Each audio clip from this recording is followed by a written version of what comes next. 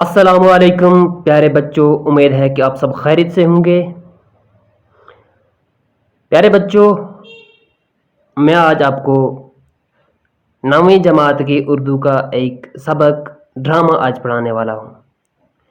پیارے بچوں، امید ہے کہ آپ نے ہمارا یوٹیوب چینل سبسکرائب کیا ہوگا، اور جنہوں نے سبسکرائب نہیں کیا ہے تو وہ سبسکرائب کر دیں تاکہ جو آنے والے ویڈیو ہیں وہ سب سے پہلے آپ کے پاس پہنچیں اور آپ ان ویڈیوز سے فائدہ اٹھائیں۔ پیارے بچوں، اس یوٹیوب چینل کے مادھیم سے ہم نے آپ کو 8th 9th اور 10th کلاس کے سیلیبس کو پورا کرنے کا وعدہ کیا ہے، اور وقت گزرنے کے ساتھ ساتھ ہم آپ کا سیلیبس مکمل بھی کروا دیں گے، اور امید ہے کہ آپ اس یوٹیوب چینل سے پورا بھرپور فائدہ اٹھائیں گے۔ تو چلو شروع کرتے ہیں آج کا سبق۔ آج کا سبق ہے ڈرامہ۔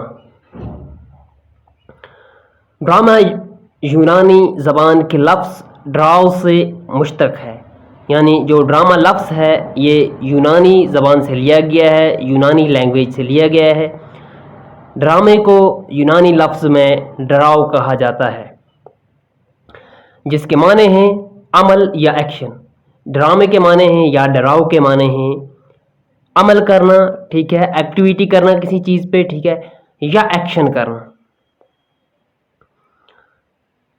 ہر زبان اور ہر ملک کی تعریف کے مطابق ڈرامہ انسانی زندگی کی عملی تصویر ہے۔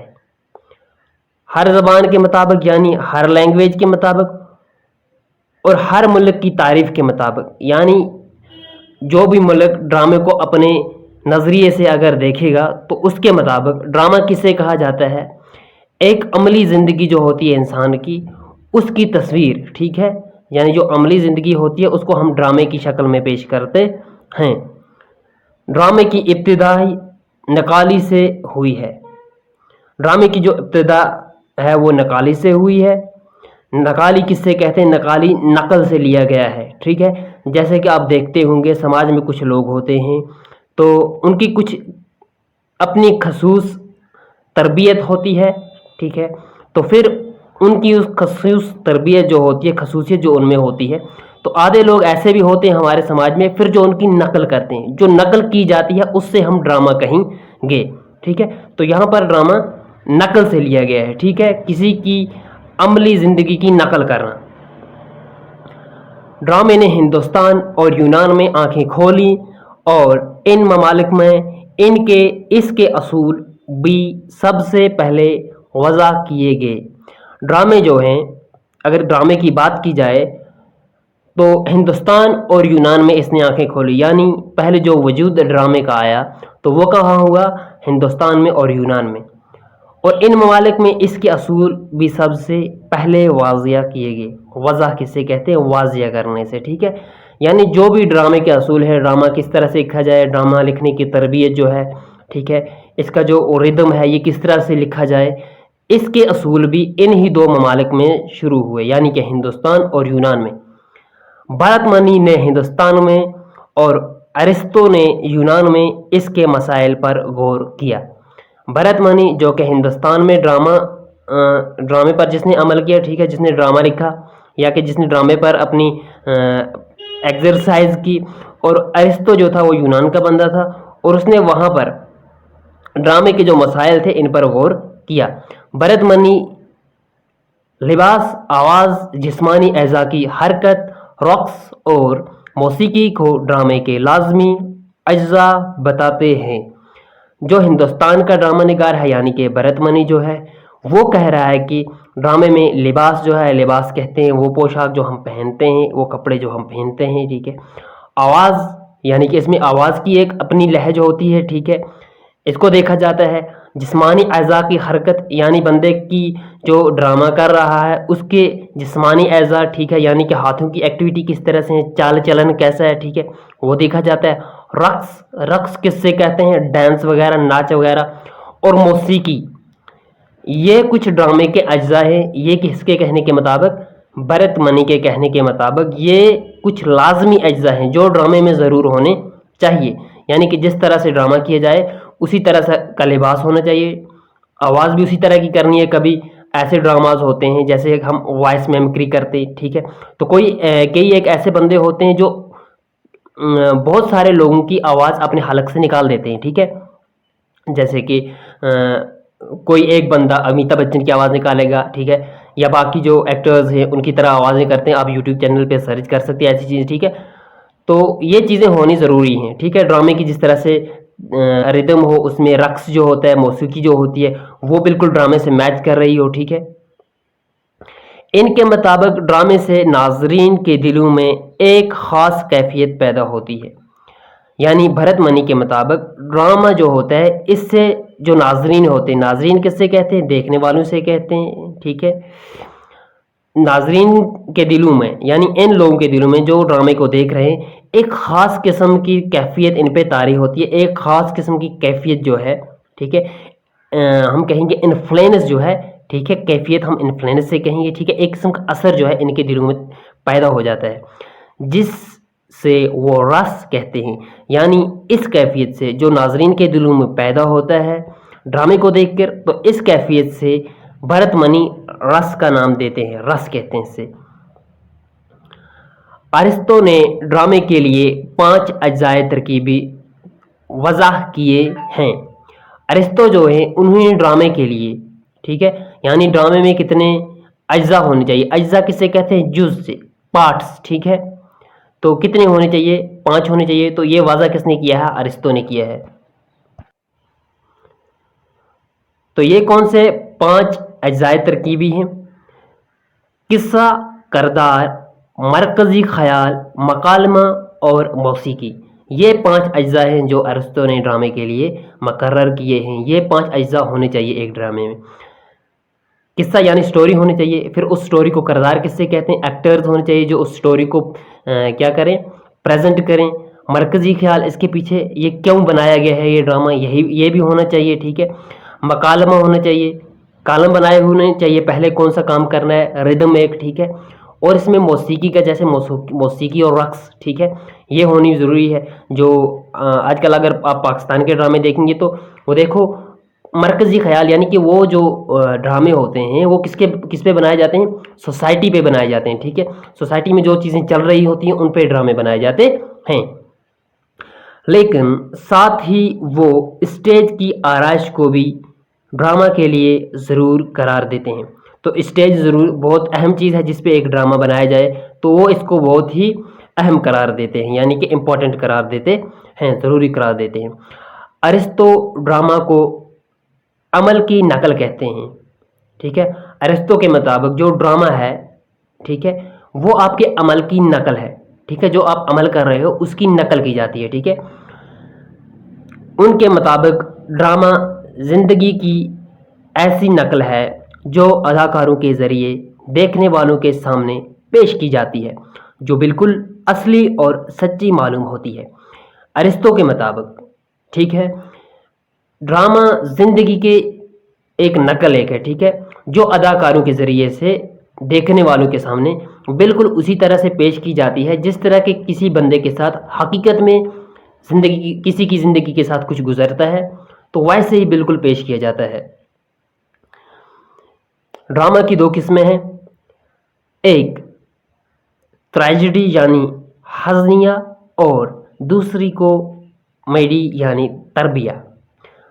جو ڈرامہ ہے اس کی 2 قسمیں ہیں, ایک ہوتی ہے ٹریجڈی, ٹھیک ہے, جسے ہم ٹریجڈی کہتے ہیں انگریزی میں, ٹھیک ہے, یعنی تھوڑی غم زدہ سی سٹوری ہوتی ہے اس ڈرامے میں. اور دوسری ہوتی ہے کامیڈی. اس میں کیا ہوتا ہے, کامیڈی میں انٹرٹینمنٹ ہوتا ہے, ٹریجڈی میں غم زدہ کی سٹوری ہوتی ہے, اور جو کامیڈی ہوتی ہے یعنی جس کو اردو میں تربیہ کہتے ہیں, تو اس میں کیا ہوتا ہے, تھوڑا انٹرٹینمنٹ سٹوریز ہوتی ہیں, ٹھیک ہے. ان اقسام کو بھی الگ الگ قسمیں ہیں. اب جو یہ اقسام ہیں ان کی بھی الگ الگ قسمیں ہیں. اقسام قسم کی جمع ہے, ٹھیک ہے, یعنی جو ٹریجڈی ہے اس قسم کی بھی اور باقی قسمیں ہیں, ٹھیک ہے, اس قسم کے ڈرامے کی, ٹھیک ہے. تو اور جو دوسری ہے جسے ہم کہیں گے کامیڈی, اس کی بھی بہت ساری قسمیں ہیں, الگ قسمیں ہیں. ناقدین, ڈرامہ کے جو اجزائے ترکیبی مقرر کیے ہیں وہ درج ذیل ہیں. اب جو ناقدین ڈرامہ ہیں، ٹھیک ہے، یعنی کہ جو ڈرامے کے ایکسپرٹس ہیں، یوں مان لیں آپ، ٹھیک ہے، جو بہت جانتے ہیں ڈرامہ کے بارے میں، تو انہوں نے ڈرامہ کو کچھ اجزائے ترکیبی دی ہے. اجزائے کس سے کہتے ہیں؟ ڈرامہ کے کچھ جز بنائے ہیں. وہ کون سے ہیں؟ پلاٹ، کردار، مکالمہ، کشمکش، تسلسل، تصادم، مرکزی خیال، آغاز، نقطۂ عروج. یہ چیزیں ہیں جس سے ہم ڈرامے کے اجزاء کہتے ہیں ناقدین کے مطابق. تو آپ نے ارسطو کے مطابق بھی پڑھا کہ ڈرامے کے کون سے اجزاء ہوتے ہیں، ٹھیک ہے. اس سے پہلے ہم نے کس کے بارے میں پڑھا تھا؟ جو انڈیا کے بھرت منی تھے، ان کے بارے میں پڑھا. ان کے مطابق ڈرامہ کس چیز سے کہتے ہیں، ٹھیک، اور اس کے اجزائے ترکیبی کون سے ہوتے ہیں. اردو میں سلطان واجد علی شاہ کو پہلا ڈرامہ نگار تصور کیا ہے. اردو کی اگر بات کی جائے تو اردو میں واجد علی شاہ جو تھے ان کو پہلا ڈرامہ نگار تصور کیا، یعنی فرسٹ کمپوزر آف ڈرامہ، ٹھیک ہے. ان کے دور حکومت میں فنون لطیفہ، شعر و نغمہ اور رقص و سرود کو خاص عروج نصیب ہوا ہے. یعنی کہ جب واجد علی شاہ کا دور حکومت تھا، ٹھیک ہے، اس میں کیا تھا؟ فنون لطیفے. فنون کہاں سے نکلا ہے؟ فن سے نکلا ہے. لطیف کہاں سے؟ مانی وہ فن جس سے انسان لطف اندوز ہوتا ہے، ٹھیک ہے، فنون لطیفہ اسی سے کہتے ہیں. شعر و نغمہ، یہ آپ کو نغمے آ گئے ہوں گے سمجھ، ٹھیک ہے. شعر بھی آپ کو سمجھ آ گئے ہوں گے. نغمے اگر نہیں سمجھ آئے تو میں آپ کو ایک گانا تھوڑا سا سنا دیتا ہوں. ایک پیار کا نغمہ ہے، موجوں کی روانی ہے، ٹھیک ہے. یہ آپ سانگ سنتے تو یہ نغمہ ہوتا ہے، ٹھیک ہے. اور رقص کس سے کہتے ہیں؟ ڈانس سے کہتے ہیں. و سرود، ٹھیک ہے، یہاں سرور ہونا چاہیے، چاہے تو لکھا یہاں پر ہے سرود، ٹھیک ہے، تو یہ بھی ٹھیک ہے. ہو سکتا ہے اردو میں کوئی ایک خاص طریقے سے یہ بھی لکھا جائے، ٹھیک ہے. ان چیزوں کو عروج نصیب ہوا. عروج کس سے کہتے ہیں؟ یعنی کہ ہائٹس، ٹھیک ہے، ہائی ریسپیکٹ، ٹھیک ہے. وہ ڈرامہ کے فن کے خود بھی ماہر تھے، یعنی کہ جو سلطان واجد علی شاہ تھے وہ خود بھی ڈرامہ کا فن کرتے تھے، وہ بھی ڈرامہ خود بناتے تھے، ٹھیک ہے. انہوں نے ولی عہدی کے زمانے میں ہی رادھا کنیا ناٹک تیار کیا. یعنی واجد علی شاہ نے، ٹھیک ہے، جب ولی عہدی کا زمانہ تھا تو اس وقت انہوں نے بھی ایک ناٹک تیار کیا تھا جس کا نام تھا رادھا کنیا. ان کے بعد سید آغا حسن، امانت علی لکھنوی جیسے قلم کار نے ڈرامہ کو عروج پہ پہنچایا. اس کے بعد کون آئے؟ سید آغاز حسن، ٹھیک ہے. تو انہوں نے، اگر ان کی بات کرتے ہیں تو قلم کار نے، یعنی قلم کار کس سے کہتے ہیں؟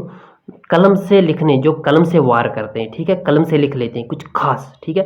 تو انہوں نے بھی ڈرامہ کو عروج تک پہنچایا. عروج جیسے آپ کو میں نے کہا کہ ہائٹس تک، جیسے ہم کہتے ہیں I want to reach the heights, ٹھیک ہے، تو اس طرح سے انہوں نے ڈرامے کو ہائٹس تک پہنچایا، بڑی ترقی دی. عروج کس سے کہیں؟ ہم ترقی سے کہیں گے، ٹھیک ہے. انہوں نے اندر صبا لکھ کر اردو ڈرامہ کو ایک نئی جہت عطا کی.